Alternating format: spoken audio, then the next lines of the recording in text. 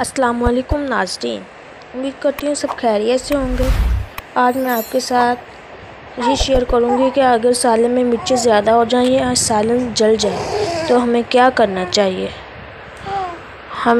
اگر سالن میں مرچیں زیادہ ہو جائیں تو آپ کو تو پتہ ہے اکثر گھروں میں اس کی وجہ سے لڑائی ہو جاتی ہے، اور اگر گھر والے کھانا کھائیں تو ان کے چہرے دیکھنے والے ہوتے ہیں۔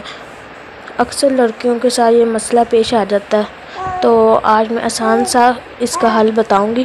تو جلدی سے میرے چینل کو سبسکرائب کر لیں اگر آپ نئے ہیں، اور زیادہ سے زیادہ لنک شیئر کریں تاکہ لوگوں تک پیغام پہنچ سکے۔ اگر آپ کے پاس شوربے والا سالن ہے نا، تو اس کے اوپر سے گھی اتار لیں اور 4-5 چمچ نیا گھی گرم کر کے اوپر ڈال دیں۔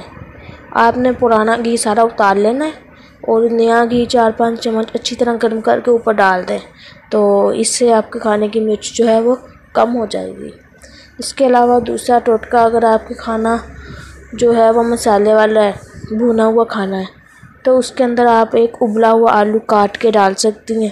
اس سے جو ہے وہ مرچ صحیح ہو جائے گی، کم ہو جائے گی۔ ایک ابلا ہوا آلو کاٹ کے اس میں شامل کر لیں۔ اور اس کے علاوہ اگر آپ کا سالن جل جائے تو اس سے ظاہری بات ہے سالن کا ذائقہ بھی بدل جاتا ہے۔ آپ نے تھوڑا سا دودھ شامل کر دینا ہے سالن میں۔